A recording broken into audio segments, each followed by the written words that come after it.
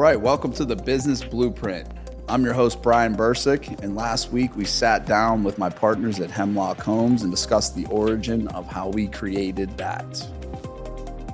Yeah, I think it's been an awesome kind of way of growing. We've really became something that's pretty awesome now. I think it's been a great success, especially last year. I mean, it's been what we were kind of waiting for. Being out of COVID has been awesome to enjoy. Yeah. I think, looking back, as much as COVID sucked at the time, right?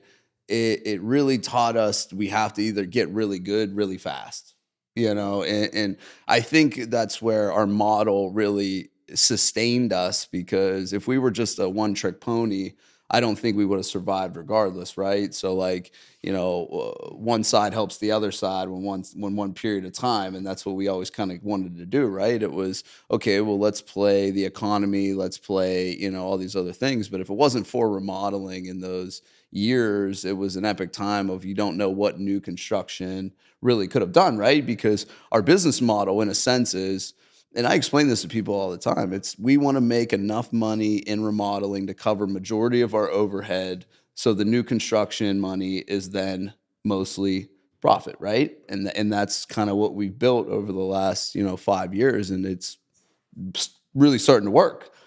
And COVID, in the sense of, really made us get efficient in ordering and getting ahead of things and a lot of that stuff during that time. But it was a period of, if you didn't have one, you probably wouldn't have been able to continue the other, right?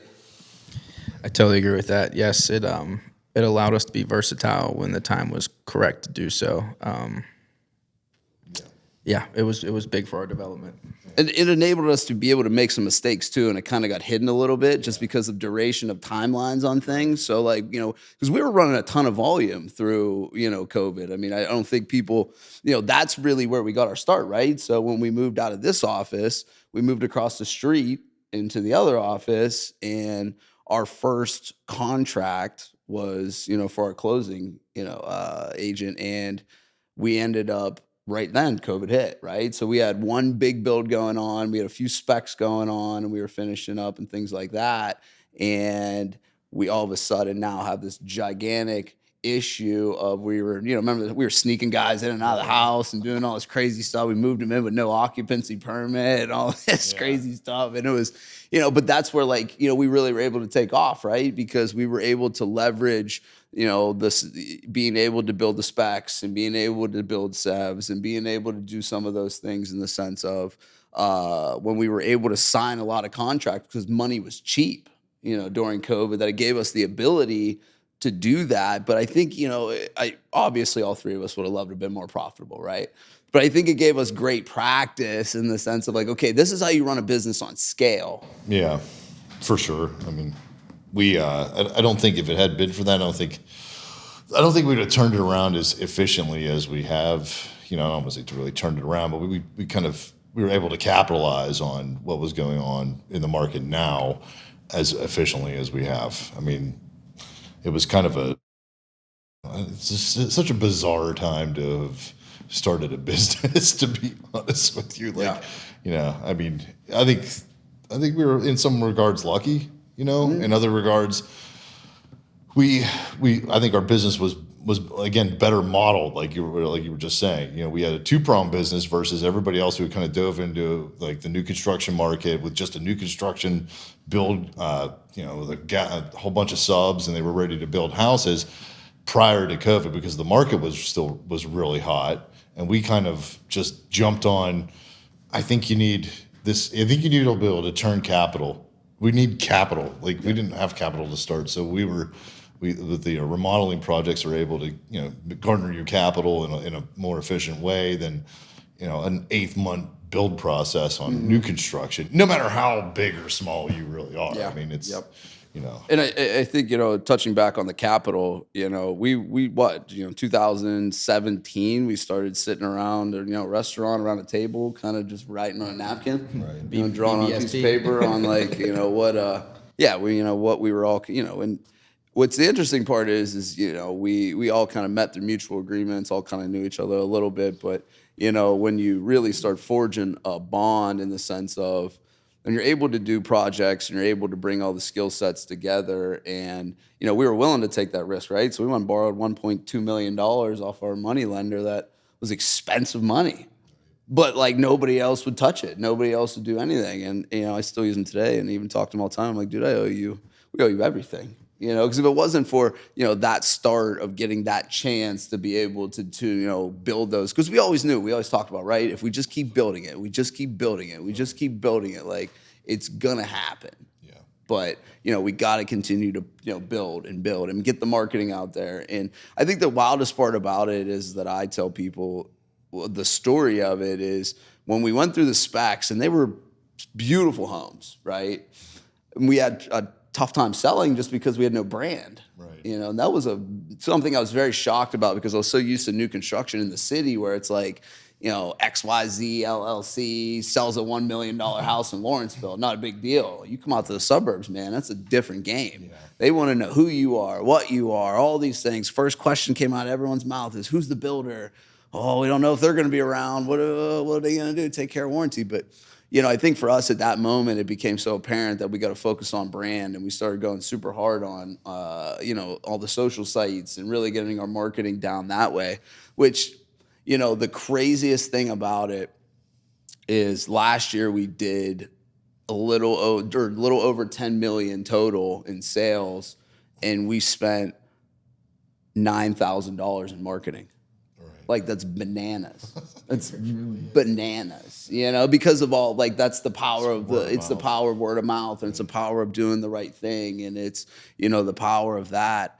I say it all the time. I think, we've always worked really well together because we work all in separate things, but we don't overlap each other. We don't, we're not micromanagers of one another. Like, your guys are able to secure the construction, that I'm able to work inside the office and scale processes and this and that. And I feel, because I think a lot of people, the hardest part of it is definitely the construction, right? In the sense of, like, that's what everybody freaks out about. Like, I have that luxury of not having to freak out every day, because I know that I'm going to talk to you guys in the afternoon about, like, hey, what went on? It gives me the ability to not, like, waste energy and time on things that I know is getting taken care of. Yeah, I think most construction projects go from an excitement point to kind of a panic whenever you start actually doing the building, or if you're doing remodeling, if you start going there, start demoing somebody's house, or you start digging holes, or then once you get into the reality of actually building, it's it can be kind of overwhelming, I think, for a lot of people. I think we handle that pretty good, though. I've always felt like with the customers, we try to we put ourselves in their position. We try to understand exactly how they're feeling, and their investment and what they're doing, and I think we're pretty successful at it. But it is like, they're very, it's an emotional experience, right? And I think we've done a great job of, like, bringing that together. And going back to what you were saying before, I mean, like, the start of the business it is pretty crazy that we, like, all got together in a bar and figured out how to start a business. That restaurant's closed now. It is closed now. And start a business. It's just pretty wild. I mean, like, to think about how much that has grown. But it was a good concept, though. I don't think there was a really good concept there. I mean, I personally, I researched the lots that we started the specs on for a long time. I knew the other four that the plan that we did. I knew about that prior to when I was doing some other building for other builders.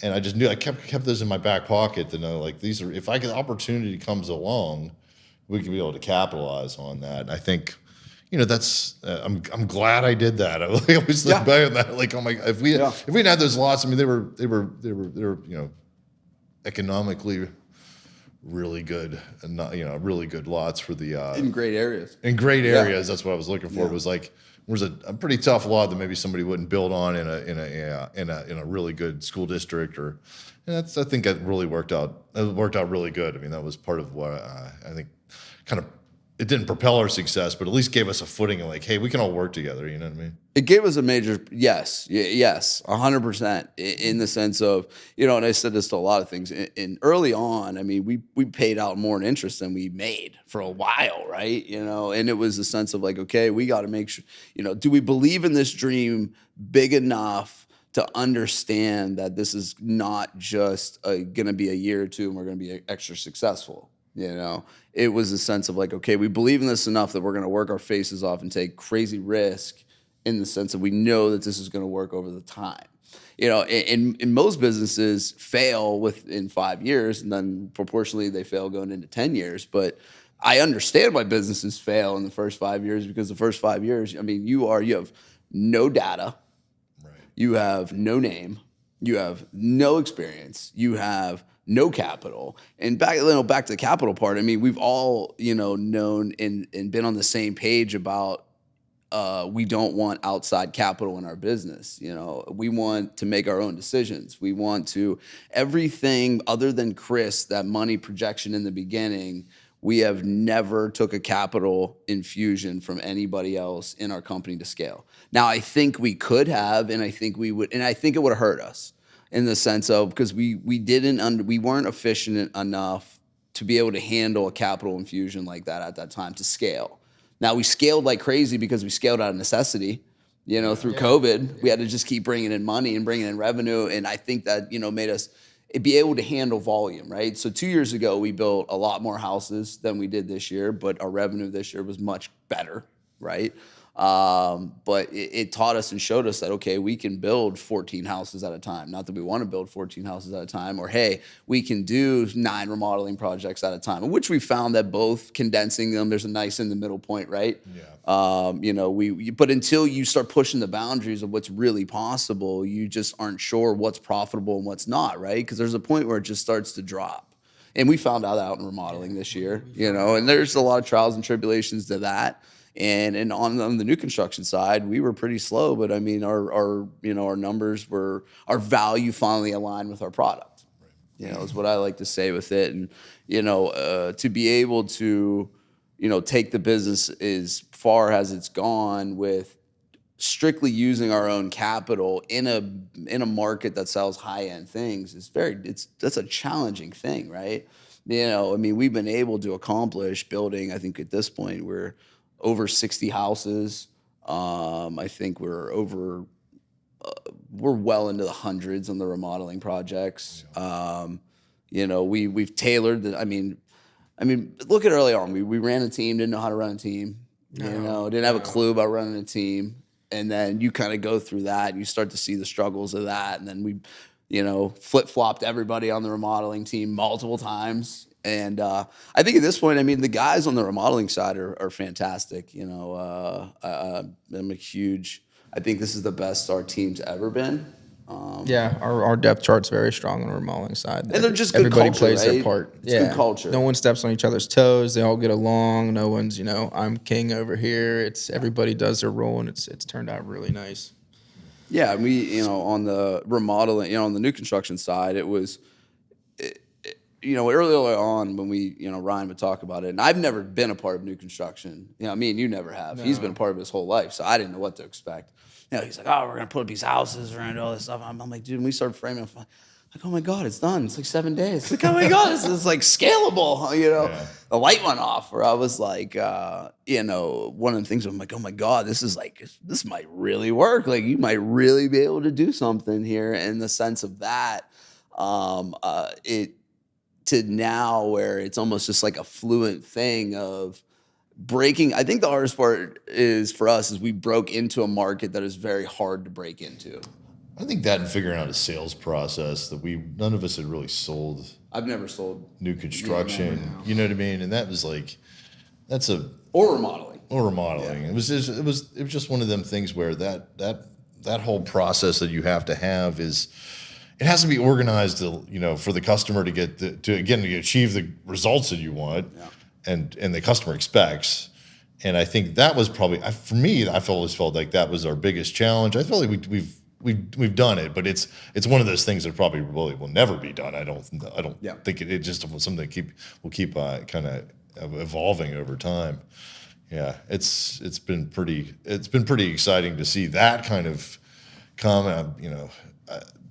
This taking the step towards moving into our current showroom was a big deal. I mean that gave us a real legitimate, like a real legitimate face. I'm not that the one that over here wasn't too bad, but it was.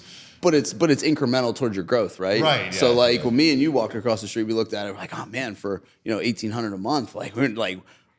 Back then, that was crazy money. Right? That was crazy money. That was crazy money. Yeah, crazy money. We remodeled it. We did all those things, and again, we've always been. It's like God drops some little gifts, right? Where like when things get tough, you got to be willing to take the risk to move to the next level, to move to the next level, to move to the next level.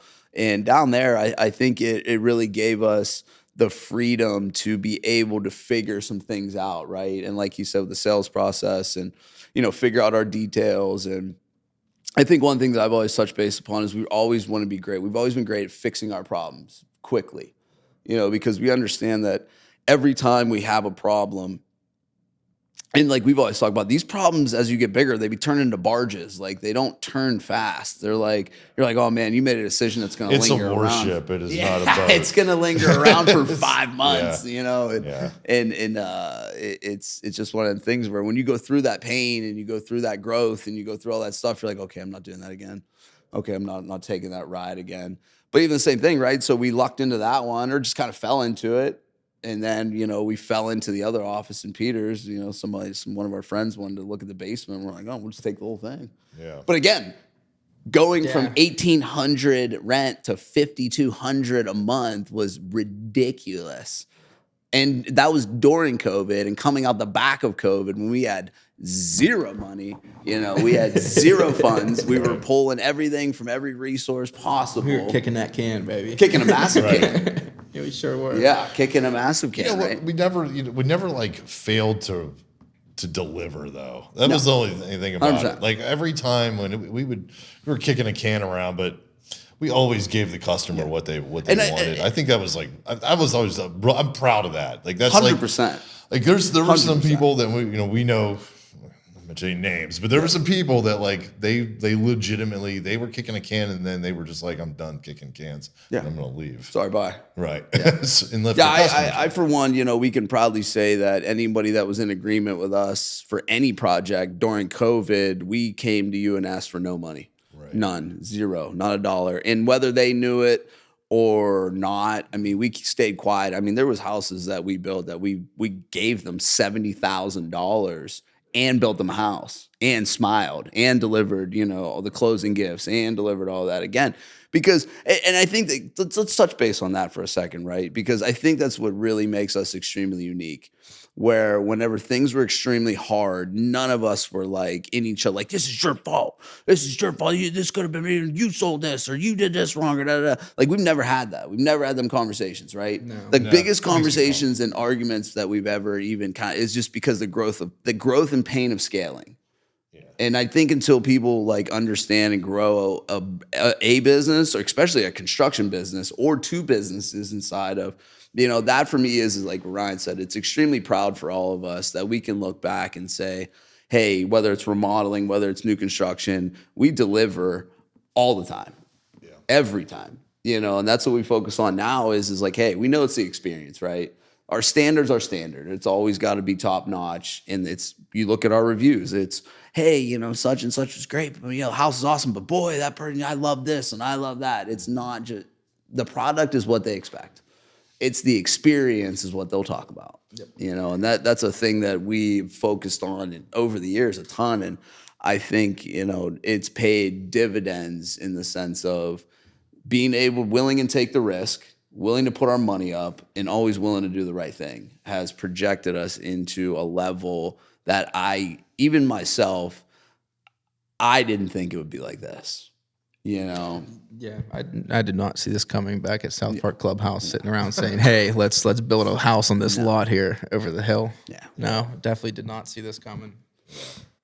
But even since again, right? So we can't divulge too much, but we're going to be potentially moving offices again, right? So this is another time in our business to where we looked at it and okay, well, we got to go to the next level again, right? And how do we do that? Again, opportunity drops in your lap. If you don't act on it, you're sure probably going to regret it. And it's just weird that, like, again, it comes back to always doing the right thing, that you get put in these positions to where you're able to be like, oh, wow. I mean, we've driven by that building a million times, right? I don't think I've ever once thought in my life you'd ever own it. No. Right. I mean, to be honest with you, I feel like that is a, if we're thinking about the future of our business, I feel like that's a 10, 20-year place. Yeah. That's a place where we're going to spider web off of. We're not going to leave that. I mean, that's a really, really good move for us. Give us stability on top of it. I think I've always kind of reiterated that. Like, the best thing you can have in a construction business is stability. Yeah. You just need it. You need stability in the market. You need stability in your own business. You need stability to be able to kind of hone everything down. I think it's super important. There's nothing more. There's nothing harder than what we did in COVID, where everything is just constantly changing. We have a wild inflation, a market that's just spiking all over the place, and I think that's really critical. I mean, we've done that, and I think we've done that. We've kept it stable, even though we've had to move and we've had other things happen. We've kept our business pretty stable, and I think this is going to be the one that keeps us for a long time. I think I 100% agree. I talk to people all the time about their businesses, and a lot of people struggled this year.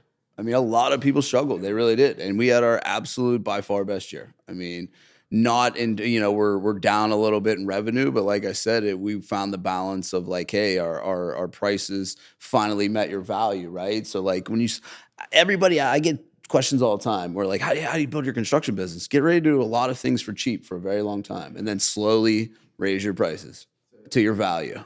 But your value better, you know what I mean? You better be bringing a lot of value to that side of it. And it's a difficult transition to understand your numbers and all your stuff and what you got moving and all these parts and your overheads moving and growing. And, COVID was, you couldn't even throw a dart at a number.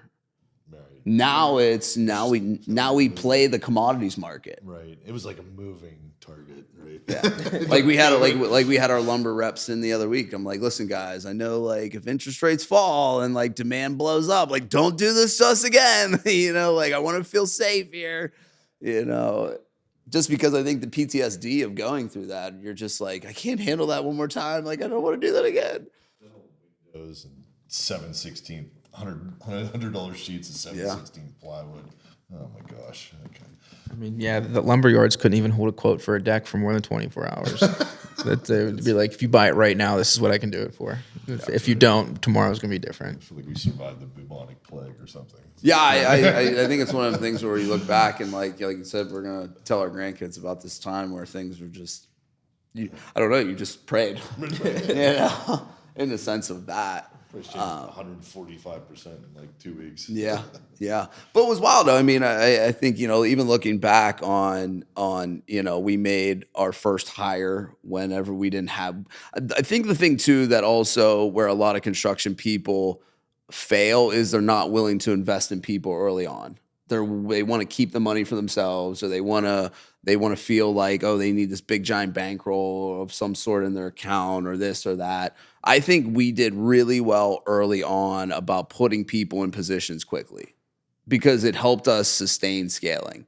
It was expensive. I mean, listen, we had a monster. I mean, we had about $1 million crash course on scaling over 3 years, and it was one of them things where we were willing to put people in positions even though we didn't have the money, and I think that was, and we figured it out, right? It was one of them things where we knew we needed somebody to handle banks and draws and processes and systems because we had none. Then we need someone to do some of the clerical stuff and pay bills and do all these things. And that's where, Sarah came in first and then Stephanie came in after that. And then it just kind of, we had a salesman early on, and then that that was me, didn't know how to run that correctly. So you kind of learn from those things and doing that stuff. And then, project supervisors came on and another salesperson came on, and now we have another admin because our current admin moved up to selections coordinator, and now we're tossing around estimator and some other things for coming up. It's just I think we did a really, really good job of putting our money to use in the right places at the right times. It wasn't, we always kept our overhead low comparison to our sales, which was great. We're still like 6% of like our sales, which is phenomenal. But we were not, we didn't suck all the money out of the company to just deflate it. We were willing to put money in people because we were able to do this so fast, right? Which was cool to be, when we won that award for the Fast 50. I didn't, we got 10th. I didn't think we would even come close to 10th. That was a really cool moment. But to have the team there and have everybody there to celebrate that was awesome. And we did 153% growth year after year after year for 3 years in a row. Just shows that we were able to sustain and put your money into the right places. People is going to be your greatest asset in construction, because there is a billion moving parts. I had 2 guys today hit me up. They're like, yeah, man, we're in Ohio thinking about getting into development and building some houses. I'm like, dude, you better get some real good staff real quick. Because if you think you're going to do all this by yourself and you're going to do 40 houses a year, good luck. So, Steve, I'm interested.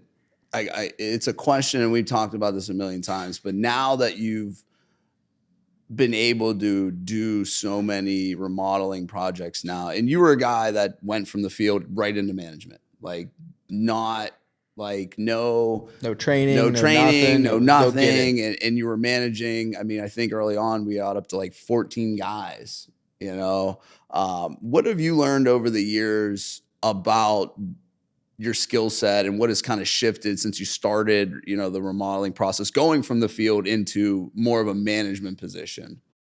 The hardest part for me is to project multiple weeks in advance. I am thinking about it right now type of guy, whereas you need to be thinking of what's going on next week and the week after, and make sure that stuff is ordered and prepared and it's drawn out and the owners are aware of what's going on. And that was definitely the hardest part for me, was to be aware of what's coming down the road and make sure stuff's here for the guys, or else I'm looking around 7:30 in the morning like, I got nothing for you today. Sorry, guys. This is my fault, 100%. So, even in the past 4 months, I'm still learning. We're 5 years into it. I'm still learning what it takes to project correctly. And that's the hardest part. Whereas my role before this company was show up, get your tool belt, and go get it. If someone else took care of all that, I just had to be there physically. So yeah, the mental aspect of being prepared and being aware and dealing with the different personalities, it's definitely eye-opening, that's for sure. Daily, still opening up my eyes. It's a business that just will always be like, you're like, that's not possible. It's certainly possible. I think, for somebody who's, been able to, because again, right. So when you come from, I've said this before. I'm a little bit fortunate because I'm not as good with the tools as you guys are. I didn't come from that construction background. I come from a sales background. I come from more of I can use CRMs and systems and databases, and I'm used to all that kind of stuff. Because your first initial thing is when you're early on, you're like, oh, I'll put the tool belt on and fix it. When really you're doing yourself a disservice, right? Because you're enabling culture of something that you're just going to be like, oh, well, Steve always fix it, or oh, that'll get handled. And, you got to kind of lean on the people around you and formulate that team in the sense of hey, we're a team. We're going to finish this together. We're going to project this out together. We're going to do all that type of stuff, right? Because, those guys are leaning on you for guidance in the sense of, yeah, they know what to do, but they're not sure on whether they know what to do in the way you want to do it. So I think, there's a lot more communication that goes involved into this as opposed to, just putting on your tool belt, putting your headphones on and just, listening to music for 8 hours. Yeah. It's definitely a lot different than where I came from. That's for sure. And just having the right guys in the field, those guys communicate great. They really do. I had 3 of them call me on my way here within a half hour driving from the office just to go over the day, tell me what's their plan for tomorrow and all that stuff. And the fact that I'm not chasing them for that information just makes it that much easier, right? It makes it so much easier. Yeah, it's the same in the sense of we talked about earlier with the construction and all that. It's Ryan came from a background of working in production building and multi-units and gigantic projects and all these things and some custom stuff. And now, I mean, he's used to, at one point, I mean, how many houses were you building at a time for Heartland and SNA and Ryan and them? I mean, 20, Yeah, usually 20 rotating. So it was always 20, not like I did 20, then we had 10. It was 20, then we finished 2, added 2 more, maybe, and then finished 5, added 3 or 4 more. Yeah. So it was a constant roaming Right. 20. So yeah, that was I mean, we did 20 this year, yeah. But that's a whole different animal. 100%. I think I think we're trying to create a better customer experience in the remodeling and in the new build with the way we do things. I think it's kind of impossible to do with that unless you're super duper organized and everything's like really uniform. It's hard to do that. I mean, and I'm going to tell you the stress of doing that it's just not. I don't know if it's worth it or even possible to be a really good builder doing it like that. I mean, you could, possibly, but I just don't think it's that. I don't think it's really possible. I mean, I think at some points you need to give your employees a breath. At least we're able to do that. You know what I mean? And I think we're, and our product comes out usually within, I would say it's 99 to 95% complete when we finish a project versus, it's tough to do that when you're doing a production build. And I've built way more than even when I did with the production single family. I did multifamily down south. We were building 40-unit apartment buildings at a time, and we usually had 6 of those going on at the same time. And you got to be super organized. Everything needs to be very, very organized and laid out in the contract. It's more about it being just kind of it's kind of a haul. I don't know. I've enjoyed this so much more, and we can make the profit and have happy customers and when people that want to build with us. Yeah. I mean, that's I think that's been one of the greatest things, right? Is even a lot of our, hey, listen, even the people that bought our specs, like we hang out there. Like we've gone like parties there, like both of them, and you're able to have those relationships with people and they call you back and, they promote you online all the time and they're proud of that. And, we sponsor all their kids' softball teams and do all that stuff. And I think that's a good thing too, in the sense, like you said, the people that we've been able to meet along the journey in new construction and remodeling have been some of the most amazing people in the world. I mean, some of the most amazing people in the absolute world, and the relationships that we built along the way and that have been able to, grow into something even more than just, building a house for somebody, right? Mm-hmm. I mean, you're always going to have the customer that's just like, hey, thank you, yada, yada. But, you got some of these people where it's always a thing and it's always been a thing. And I think that's extremely important in the sense of that, like Ryan said. I mean, we're not willing to, our non-negotiables is, hey, we're not willing to put shit product in your house just to make it the cheapest. Like, I understand, but we don't want you remodeling your house in 2 years. Like, even though we run a remodeling business, like that's not our model, right? I think you wouldn't be doing we wouldn't be doing our customers. No, it's 100% service. Just We'd be doing it the service. Yeah, and I, to touch base upon that, I think, early on when we first started and we tried to break into the market and we were doing all these things, I always looked at everything as like it was a disservice to us that we were the last people that people would come to, right? But then I started to understand. I'm like, wait a minute, let me think about this a little bit differently here. I'm like, this is a learning opportunity, because these people would come in and they're openly speaking about what they don't like about this and that and this and that and this and that. And we were like, hey, we don't even have a model right now. So we're like, hey, let's just tailor it around all of that. And if we can drop, grab 4, 5, 6, 7 clients a year that just fall out the bottom, we're winning, man. Yeah. And it's crazy because now it's turned into something that people genuinely appreciate, right? So we offer a turnkey built on your lot experience that is really stress-free from the beginning to the end. I mean, I would have to say, I think, even with you guys could probably attest, but the design and the upfront is probably the most stressful part of everything with, even the people. a lot of the time. Because it's just, there's no models, right? We try and do a lot of 3D visuals. We try and, we've gotten better at that, and 3D cabinet drawings, and trying to showcase things that happen, because you're right. There's a million details that go into all these projects, and everyone's freaking out because they're like, I don't know what it's going to look like. Even a lady in today had stopped in. She's like, I'm a visual person. I'm like, everybody is. Everybody is. You're not alone. Yeah. So it's been one of them things where, just sitting back and listening to your client and in the people that are willing and want to work with you, and molding your right around that has just been, hey, I mean, what better than, who to listen to better than people that want to work with you, right?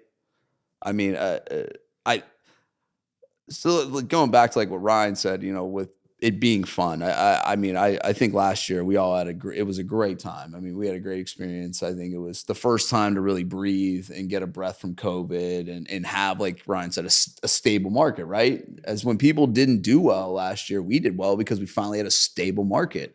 Interest rates were high, but we knew material costs were going to stay flat. So we didn't have to project out 9, 8, 9 months, You're not chasing around windows. Yeah, you're not chasing around all that stuff, right? I don't even think about that. But I think, and Ryan, I wanted you to touch base upon this too. I mean, I think some of the stuff that we've put into the front end of our process in new construction, with the dirt and tests and soils and all those things, and the upfront site work forms. Yeah. I mean, that's been a game changer, right? Well, I think that, and like we've kind of like built the business to. I think most on your lot builders, I feel like they're leaving so much up to the customer to figure out how to get somebody to dig your hole for you, run your utilities, landscape your yard, and make sure that the conditions of the soil are good, and that on top of it. Like I think they're not really throwing a workable model out to the customers, right? So what we did was basically say, hey, we're going to take when you get a production built house for one of the larger builders around here, you get a house and it's done. You walk into it, you're done. Like you don't have to landscape the yard, you don't have to do any of this stuff. You don't have to find any of these things. And I think we recognize that in production building, that's what, or not production, but in custom building like we do, you have to be able to, it would be a huge market hole to be able to fill that, where we take all of it. You get a finished house when you're done. On top of that though, that creates a little bit of a, kind of a conundrum where they find land and then they don't understand exactly if it's buildable, right? I mean, that can be a tricky situation. Now there's builders out there that don't really do what we do, where we require our customers to do test pits on the lot. We require them to get at least a mine report. And then we actually go and we were there whenever they do the test pit. So at least we know exactly what the soil conditions are below ground. It sounds boring. You're throwing out to people like, hey, spend this money to do this. But it literally has, it saved some of our clients like a lot of money. Hundreds of thousands. Yeah. Hundreds of thousands of dollars. Hundreds of thousands of dollars. It cost us builds, which is, it's weird. Yeah. Right? I mean, we've double-sided, right? We've lost builds because we're like, you need to do test pits on this. We do a test pit and it comes up, it's like, these soil conditions are terrible. Yeah. This is going to cost you a fortune to fix this. And, but in that we end up losing the bill. They end up finding a new house, like through a realtor or something like that. We don't get the build. So, but at the same time, at least we didn't come back to our customer and we're like, hey, give us $100,000 because we can't fix your lot. Or we usually retain that customer for another lot based upon, hey, that nobody ever told me to do this in the beginning on anybody I talked to. I know, that's crazy. That's crazy. Because I think, the data really showed us during a lot of our builds too in the last couple of years is once we get the house out of the ground, this is pretty rinse and repeat. It is. I mean, our biggest variables on non-developed lots is the unbalanced dirt, right, dirt conditions, and mines underneath. I mean, those are and again, like the way we word it to people is, hey, spend the money up front. If we find the results, you can negotiate on that lot because now it's known to the public. We have a real report from an engineer. Right. and we know what's going on. So then if there is an issue, we can remediate it on upfront, give you a cost, and then give you the option to back out, right? As opposed to if you buy it, there is no backing out. I mean, that's like the challenge of remodeling, right? Is like if you're doing remodeling, you're like customer comes to you, hey, I want to put a new kitchen in here or something like that, and I want to knock 3 walls down.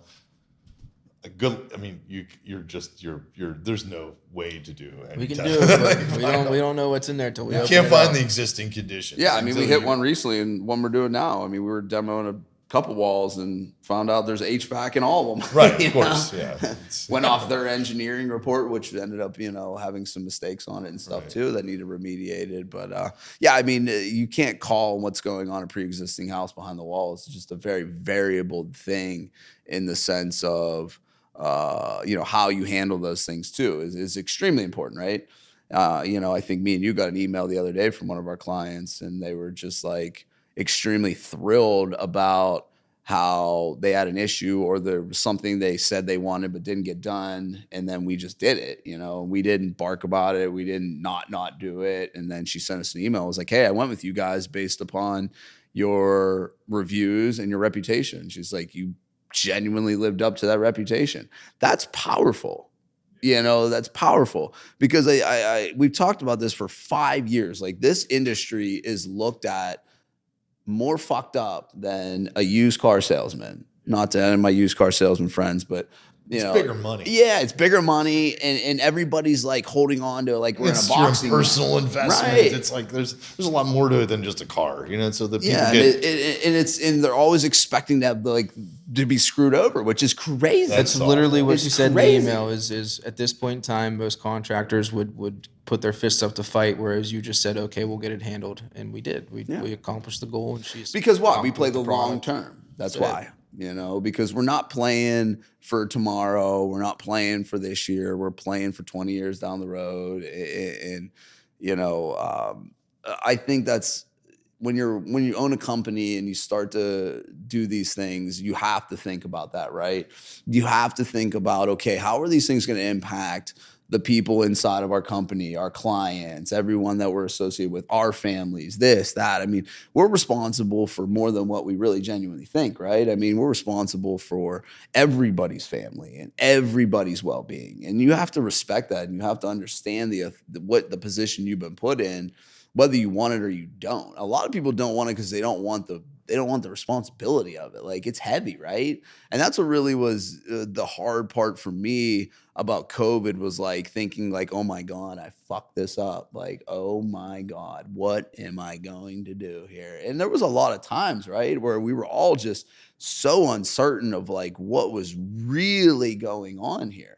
Yeah. And again, I always come back to our loyalty to our brand and our vendors and all this stuff, even whenever, our appliance guy introduced us to the cabana and all the other stuff, and those things were dropped in. And I always look back and say it's a process of someone, when you do the right thing continuously over and over and over and over, you will be blessed at the right times. Because there's always just been these little things, right? Like we sold that lot 4 days before the end of the year, or got our money back from some of that stuff so we could buy that lot and then get the chance to go do what we've done in Sycamore so far. I mean, dude, it's crazy. The story is bananas. Like, it really is. If you lay the true timeline out. We hit some ERC money, which we got like just in time to then take that money, reinvest it back and buy lots, and then do just to get an opportunity to, to build, have the opportunity with 84 and all the other stuff. I mean, it's been crazy. I think about it from time to time, and I'm like, I don't even know if I can put this into words, and again, when you're in the shit, it sucks, right? It sucks bad. And then when you start to kind of, not to say that this is ever easy, because it's not. Like, this is not an easy job. This is service industry to the fucking T. Like, this is massive service industry, and you just like you said, you have the different personalities of your field guys, your office team, your subs, your vendors, then your clients too. And that's all those things have to be managed on a day-to-day basis. And it is nuts to think about when you do it on big scale. And not that we're doing it on a giant scale, but coming from where we come from and looking at where we thought we were. I mean, this is insane, you know. And that's for me has been one of the most rewarding things in the sense of that all of us sit in such a good dynamic that it enables us to scale quickly.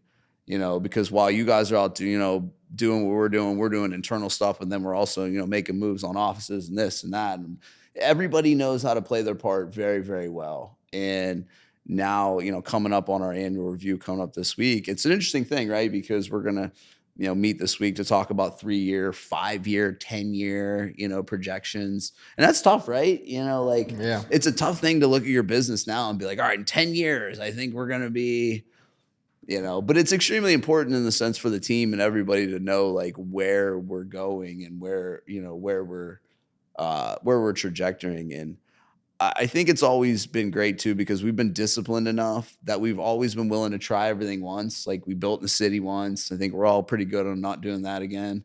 We've worked for some developers out in the suburbs that haven't worked out. So now we're kind of like, let's see kind of how this goes. I feel like you can only trust the people within the business a lot of times. Yeah, right. For like, portray they have things that they don't. Yes. Right.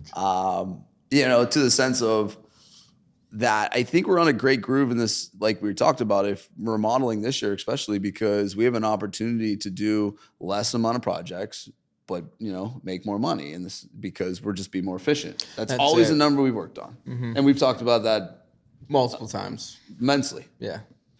And I mean, you guys have done a wonderful job, and there's definitely a few guys, and all of them in general, that every time we go to the final walkthroughs, they all continuously talk about how great everybody is. And that's a great thing to hear, because we have to respect these people. They're in their houses. This is a personal thing, and it's one of the things to always hear good things about all the guys.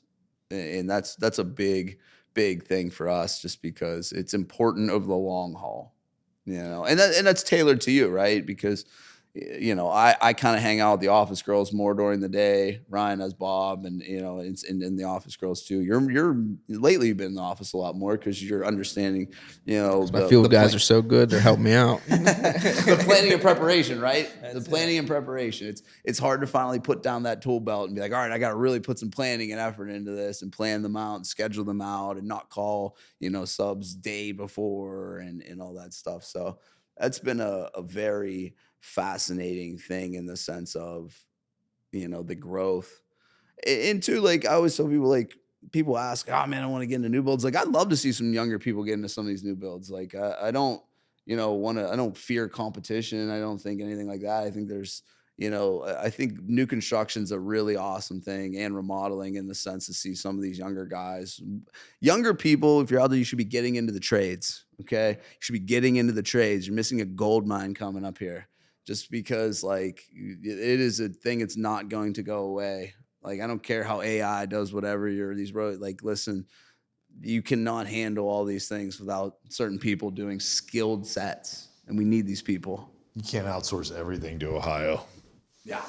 I mean, you can't. We can't. I mean, there's, at least only on a local level, we need some people that know what they're doing or are interested in it. I think, we've had an opportunity though. We got 2 young guys on our team right now. I think they're doing really good. Yeah, it's good to see some of these young guys that want to come up and learn and be a part of an industry that used to be looked down upon, to an industry now where they're like, I think both of them understand. And I think everybody too, just kind of, even with the award stuff and all the stuff that like where we're kind of trajectorying, everybody's seeing it now, right? So we've been able to like cast a vision in the sense of like, oh man, like this is really something here. Like this is a company to be proud to be a part of. Like they do cool stuff. It's fun to be a part of. Yeah, it's work, but we all kind of band together when everybody needs it. I needed the guys recently on some stuff, and they all really stepped up, to help me out. And anytime I've ever needed help, it's, that's always been the thing, right? And that's why I tell people the reason why I'm partnered with who I'm partnered with is because anytime I need help, it's there. and that's for all of us in the sense of if we need each other, we're stepping up to help, and we're all gonna, band together instead of point the finger because I mean, there's some trying times in the beginning, and it's even for me, like in the sense of, just when we're talking about, hey, we need to do these things, this is going to turn. And then when it really does, and you're like, oh my God, I really didn't think it was like, I remember even like with this next deal we're doing, I text around, I was like, oh my God, they accepted it. I don't know. I was just joking. Because there's always like that fear, right? There's the fear of the next level. And I think a lot of people get stuck in that fear of the next level stuff, or the fear of, taking a chance or taking a risk. And, for us, it was the same as anybody else. We jotted it down on a piece of napkin. We all sat together. Luckily Ryan had some data, which was invaluable. Yeah. Useless now, which sucks. It is totally useless now. But it's like, it was like, it's amazing how, like, I went back and looked at that. It's like amazing how, like, accurate that stuff was. Like, very. But we are like, very, because if we would have been if we would have been $50,000 over budget on the first four, we would have been done. We'd have been done in the water, And the craziest part is when we built those specs and then pre-sold the first one, or one, it was the third one. We were able to actually start putting some systems and things together, early on. And to now, like, be doing a podcast in the same studio where we started, when Lindsay helped us early on and all that help with branding and all the other things. And it's a great relationship in the sense of how we've been able to hold all this together over the last 5, going into year 6, which is extremely exciting because we knew when we moved into the next Peter's office that we were going to start taking over that remodeling sector. And we have been able to project a lot of great brand presence there between the new construction and the remodeling in those areas. But, for us, it's, we've talked about it a million times. I think, moving into a development is something that we would like to do at some point just to try it, but I think, again, it'll happen on God's time, and it'll happen when it's right. I don't think we're out here looking for an opportunity that we don't necessarily need, right? Right. We have a great brand presence, and I love building custom houses. I love building different ones. I love the sense of, I like the remodeling projects. I like, we've kind of really honed that in the last year, right?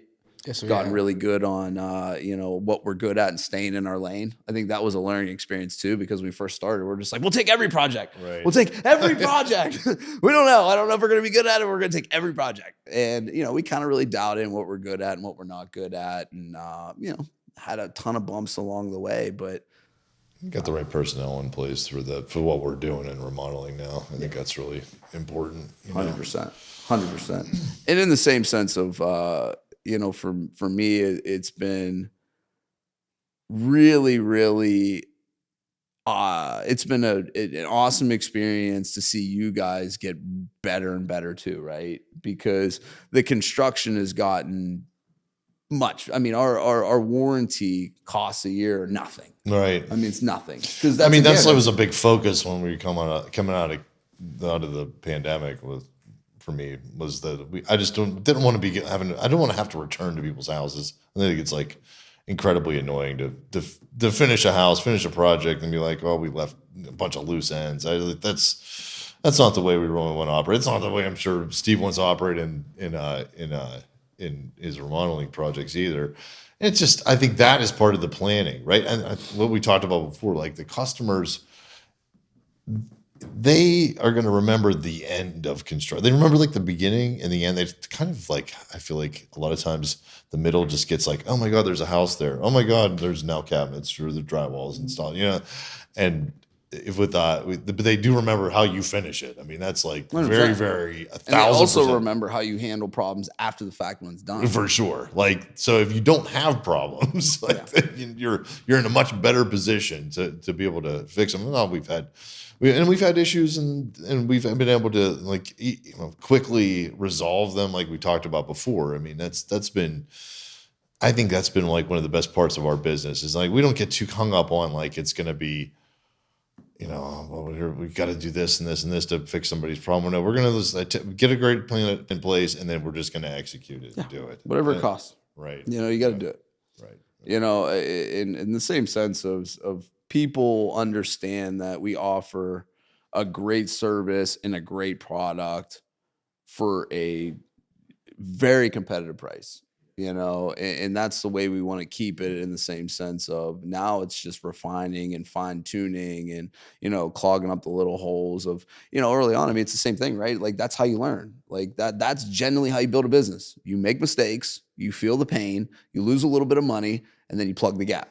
Yeah. That's it. It's rinse and repeat for a long time. Even our contracts in the very beginning were absolutely awful. I mean, they were the worst contracts in the world. Very and then vague. Nothing was really there. Open to interpretation. We had open to interpretation. We've refined them. We've refined all the agreements that go into all of our contracts now and our kitchen drawings. And again, you don't know any of that early on, right? And that's all a part of growing a business and understanding that there's a product. There's a million things that go on before that product can even be put in, and that's a really important thing. And that's what us in the office have always worked off is like, hey, we're looking at it as we're the quarterback, and we want to hand the ball off to you guys and open a big gap that you can run right through it to where it's smooth, right? Because I think where we've also really dominated is our average build time is 8.1 months, which I think will be even lower this year, which is superb. That's literally that's all just, that's preparation. I mean, that I've personally in the building world, by the time you actually are building a house, if you're in the project management portion of it, I mean, you should be kicking up your feet by the time you get to that point. That's that you've done all the work. You know what I mean? Everything's ordered, everything's in place. All it is getting the subs there and executing the work and getting it to the point where it's really, really high end. And it's really done. Yeah. Like, and it's, we've always talked about phase completion in our business. That's like, to me, that's how you run it. That is construction. That's what you do. If you want to really run a great construction business, you complete the phases in the proper order and try not to have them overlap too much. If you can do that, and I'm shocked. I was shocked when we started doing it when I was doing multifamily years ago. I came from building in, around here, and that really wasn't followed very well, at least in the custom building world. And then we got into, when I moved down south and was working in multifamily, I mean, people were like, phase completion. Then nobody comes in this thing until the plumber is completely finished with his rough project, and then next we get the electrician in there. And that phase, if you only keep it at that with a high level of completion, it goes way faster. Even though it seems like it's taking longer sometimes, there's less rework. There's less things happening after the fact. There's less of these like clumsy things that happen in construction. I think I've tried to do that in our new construction part. And I've tried to get you to do that too. I think you're doing now, yes, right? We've started running that as make sure this is done before we move on. Right. I think it's, and when the scope of that can sometimes be overwhelming, because you want things to happen, right now. Yep. People are impatient people. I mean, it's kind of the way we all are. But sometimes the best way to complete things is to be patient and make sure that the vendor or whoever you have doing work gets their job done in 100% manner, at least as far as they can do. Everybody's always looking to, like, especially on my side, people are looking to like get in there in what they call like they're putting a tool belt on the job, right? Now they've got that job. Now they can layer jobs on top of that. And that's not really the way we want our subs to operate. I kind of like don't let them do that. So we make sure that they get there on the job. They are completing the job as far as they humanly can before pulling off. And I think that's accelerated. We've been better at that in the last year. Absolutely. you This know, year for sure. and it kind of during COVID-19, because people, again, like, they hate to keep going back to that, but the people, a lot of people were panicking in the business, right? Because their material costs were going through the roof, and then, like, the subs weren't making as much money, and then they weren't able to adjust their costs as in a more in an efficient manner to be able to, like, to actually execute the job, right? So they were take a job, in January it was a $12,000 job, and then by the time you got to it, and maybe in the middle of 21, it was now a $19,000 job if you wanted to make any profit, because now your material was $12,000. Like, and that was really the conundrum that we all had. I mean, and some people were doing that, like, kind of layer thing I was talking about before, and I think now we've gotten back into a thing where they understand how much everything costs. We understand our costs a lot better, so we're kind of correcting people if we feel like they're low or they're way too high or something like that. So I think that's played dividends, at least in our construction process. So I'm excited to see how that transpires this coming year, and we have another year to, like, kind of hone that in. Bigger projects we got coming up and stuff. I'm really excited about Yeah, that. I'm excited to, 100% in the sense of, and I think it's been nice too, and we've talked about this a million times with having some, Ryan and Bob and Sarah, who's been in the industry longer than we have, right? Yeah. So you have some other people to lean on. You have people inside your team that are willing to share and do things and kind of, when you ask for help, amazing things happen. It's a fascinating thing in the sense of how those people can help hone in, all construction. When we mean construction, we mean new construction and remodeling, because there's always been this thing where, like, it's new construction versus remodeling, right? Like, it's not that. Like, we are Hemlock Homes. We are Hemlock Home Building, and that is one entity that has two businesses inside of it. We all collaborate together to do cool projects. Like, the remodeling guys are just as important in the new construction side as they are in the remodeling side. And I think that's one thing that I really wanted to, push on this is, like, our guys and everybody involved. If you're maybe not directly hands on with certain thing, it doesn't matter. You're a part of this company that puts out this product. Just because you may not have been a part of that project doesn't mean you're not a part of it. Like, you are a part of every project, because without a certain aspect in what you're doing day to day, it doesn't open up the doors to do other things. That's what a lot of people don't understand, right? It's always like, oh, new construction overshadows. No, new construction only overshadows because it was causing massive problems, and it's the biggest thing that'll drown you, right? Yeah. When you talk about revenue balance of 80% of our revenue comes from one side and 20% of the other, but the 20% of the other is almost more important because it's your foundational dense. Like, that's your base. Without those certain things, you can't have a multi-layered company, and I think the cool thing that we've been talking about is, and I think it's a part of our 3-year growth, is doing some build to rents, and getting into more of the rental area here coming up in the next couple of years, in the sense of, playing our legacy game and doing that, to where I think that's a big struggle, right? I think the biggest struggle for construction is when you sell a job, you're out of a job. Like, when me and you sell a kitchen, we're out of a job. We sell a new construction house, we're out of a job. We got to go find another job. Like, we have no, residual money. And I wouldn't even call rentals residual money, because they're work. Like, I don't care what anybody says, they're work. So, yeah, but it's a legacy play in the sense of what we're trying to do. It's like every other contractor too, and they drive by a house, like, I worked on that house, Right. but it's a commendable thing, right? I mean, it Right. really is. Every Like, car it's, ride I ever took with my dad. yeah, it's the same with mine. Yeah, landscape that out, but it's also cool in the same sense of, we've all had our families kind of involved in it too, right? Which has been fun. Like, Ryan's dad helped us out at a project managing. He's done some work for us. Your dad helped us out for a while. Your mom does cleaning for us.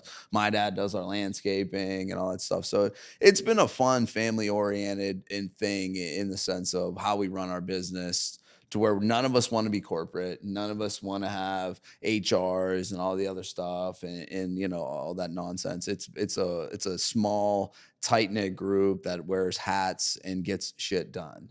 And that's been a very effective thing over the last couple years. And I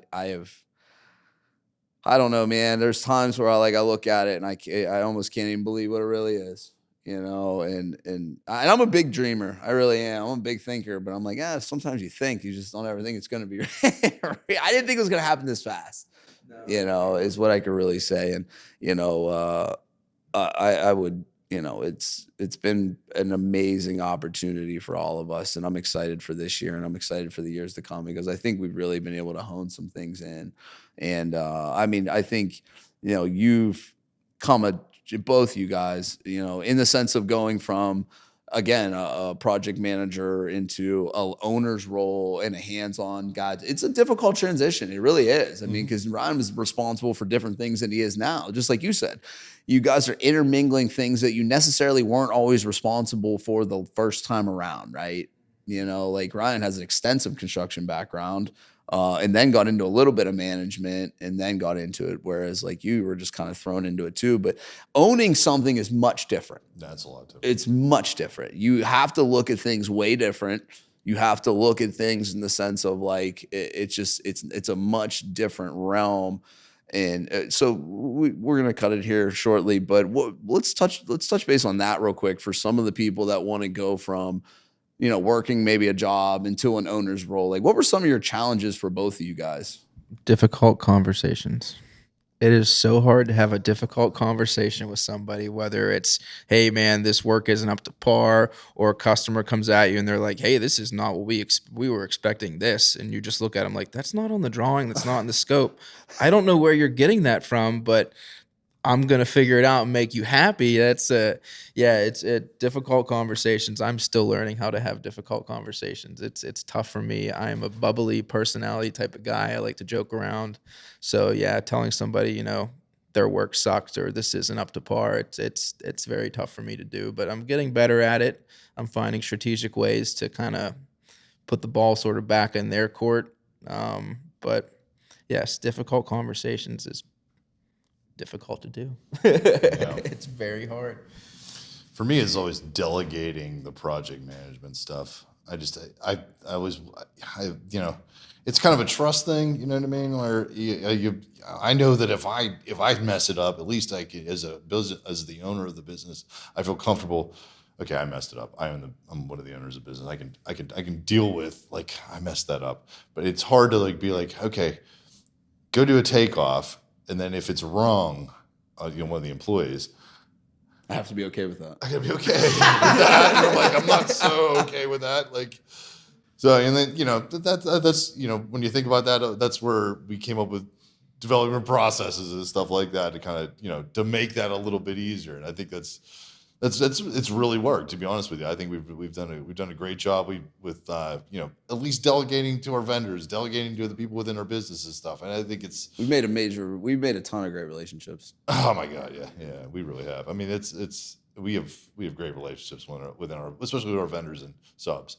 I mean, I think that was part of the ones that I really wanted to bring to our business whenever we started was like I got these guys that I've been working with for a long time, building houses, and they're all really good. Like we're gonna get a great product out of them. It's been absolutely critical. Yeah, and especially our carpenters, man. They're yeah, I mean those bringing those, and I've said this a ton of times too, man.